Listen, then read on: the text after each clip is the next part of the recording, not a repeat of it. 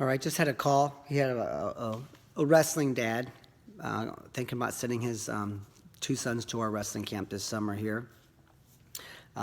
Anyway, they're going to Iowa for the it's called postseason nationals in Iowa. Anyway, I had some questions about cutting weight too. We kind of got into a conversation, so I thought I'd throw some advice here. I've got a nice little set of notes here, but after about 4 or 5 bullet points, I have a lot of other things came up. So I could probably write a book on this.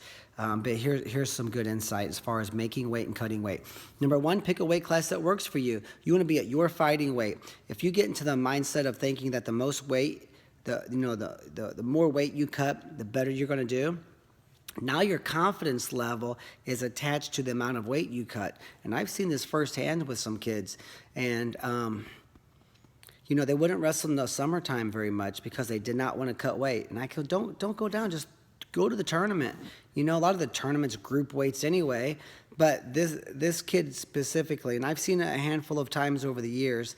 I'm not really in our room because I monitor this and I stay on top of the kids with this and watch the parents, and I just try to micromanage this aspect of our program. We have a couple hundred kids too, so it's not always easy, but just through group emails and educating our parents constantly that way, you can generally, have a bird's eye view over what's going on and keep everyone, keep tabs on everyone and just educate them. But I have seen this before, and basically, I've seen wrestlers who they don't want to wrestle in the off season because they cut so much weight during season, and some of them have a lot of success. And then in the summertime, they're like, I'm not cutting weight. I'm miserable. I hate it, and they just don't think they can win unless they cut weight. And so it kind of gets to be a vicious cycle that hurts you on two different sides. So, make sure that you're not cutting down to so low and that you don't have that mindset that the more weight I cut, the better my chances are winning. If you cut down this year to Zane Rutherford's weight class, that probably wouldn't have been very smart, especially if you were overdoing it. So, generally cutting down a weight class is good. Sometimes two, just depends on the kid. I'm talking high school and college here. Generally, you start high school season, you wrestle 6 days a week. Usually after about 2 weeks, you're already 5-6 pounds lighter than you were when you started season. So you're already one weight class lower just without even trying. So, just some good common sense is always has to be a big part of the decision-making process. I would also recommend cutting down at the last minute. What that means is this. So if let's say I'm coming from 140, let's say I'm coming from 143 and I'm going down to the 132-pound weight class. Well, if I try to hold 132 all year, I'm going to be miserable, and I'm going to be, my body will shrink. I'm not going to have fun. My wrestling won't improve. I'm more concerned about the scale and getting better, and you're just really not having fun. Plus, what happens is when you get to the state tournament, not only are you miserable and hoping season is over, you're going to be shrunk down. So I've seen 132-pounders, they look like they weigh about 125 pounds out there. Meanwhile, the guys that stayed up a weight class at 138, they came down at the last minute. Sure, you have to certify at the beginning of the season, but after that, then you cut down right before districts. They look huge. So now they're wrestling 132, and they still look like a 138-pounder. So you want to be big, That's the reason you cut weight anyway. But by overdoing it and holding it all year, that's when you can get yourself into trouble. So be very smart with that. And now if the coach says, no, we have to go down, the whole team's going down, I need you down from November until the end of February, then the parent has to step in and say, no, my son's grades are paramount. His grades or her grades, girls wrestling's getting huge nowadays. Their grades are going to suffer. We can't allow that, coach. And so, the parents will intervene a little bit. You can kind of take charge of that and make sure that your son or daughter get to stay up that next weight class. And that way, when it comes down to the end of the season, they're not sick during the season. Their bodies don't shrink. They're focused on wrestling. They're happy. Their grades are better. You talk about being able to peak at the end of season. I really don't know if I believe in the whole philosophy of when to peak and how to peak for the end of the season. I think it's just not screwing it all up until the state tournament comes around, or having your team so beat down. That's the reason I like my son at the high school he was at, because the coach didn't engage in all the morning practices. And the kids weren't beat up. They were always healthy. When my son got a concussion this year and missed the last part of the season and missed, blew his chance at state. But, injuries like that. But, the team was healthy. They're happy. They were just fun to be around. You can tell they were enjoying the season. And by the end of the season, they had like 6 state place winners. Fantastic.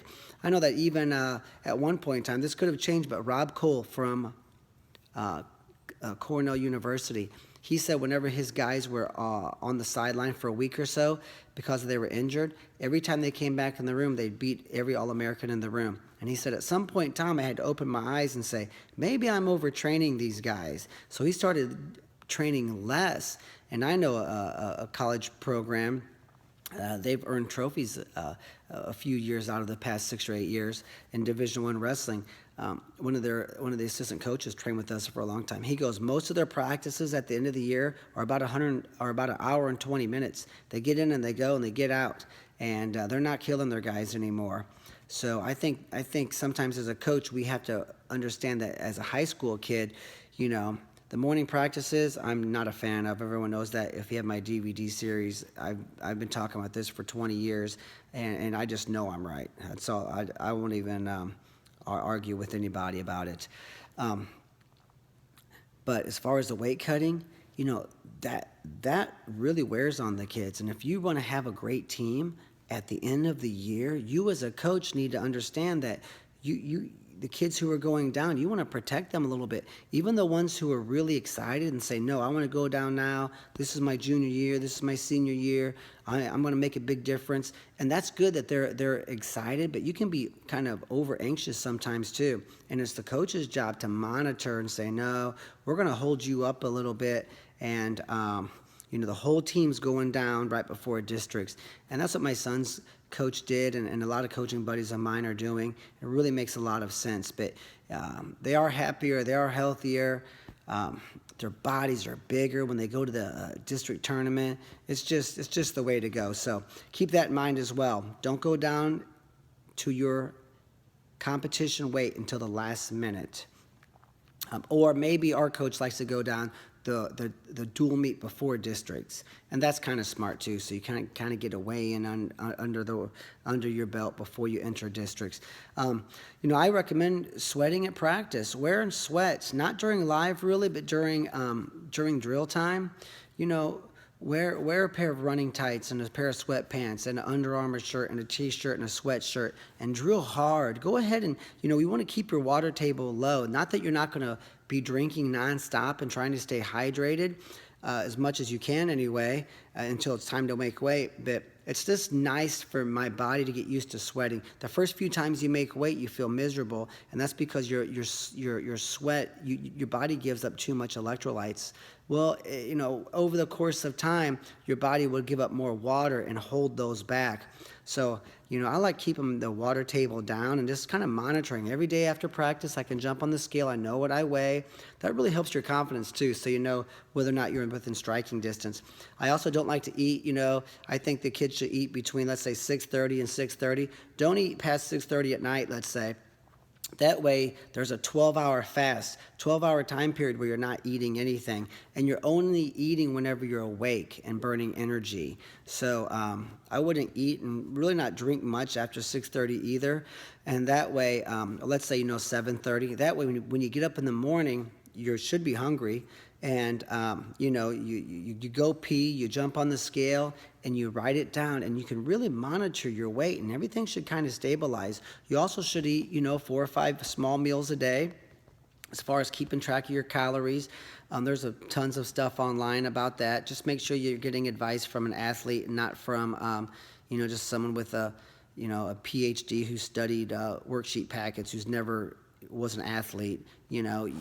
Obviously you can't eat 4,000 calories a day and make weight, some of us. So you got to be a little bit smart there. But generally, as long as you're within the the 12 to 14, all the way up to 1,800 calorie range. That's pretty much the good range for most of us.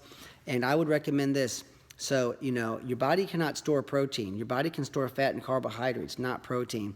And I studied this quite a bit. When I was 13 years old, I had to make weight sometimes in the summertime. I was always very small, but I just wanted to learn. So I got Jane Brody's nutrition guide. It was 1,200 pages, and I outlined it. And so I became really kind of somewhat of a expert with nutrition. I just knew all about it, and just because I wanted to be good, and so I was going to take the bull by the horns and just not be passive, And I recommend to all the kids, study nutrition, listen to some TED Talks. If you have problems with anxiety, listen to some sports psychology TED Talks. Buy a book. You have money for video games. You have money for McDonald's. Go buy a $20 book. Go buy 5 $20 books and outline them. Spend a month. You can spend 20 hours a week playing video games, but you don't have time to read a book. I mean, if you want to be great, do it. If not, then, at some point in time, you have to quit being passive and expecting your coach to make you great. So, but any nutritional book is going to give you a tons of information, and I'm sure there's tons of it online now, free at your fingertips if you just Google it. But as far as calories are concerned, somewhere probably within a 12 to 1,800 calorie range is good for most of us.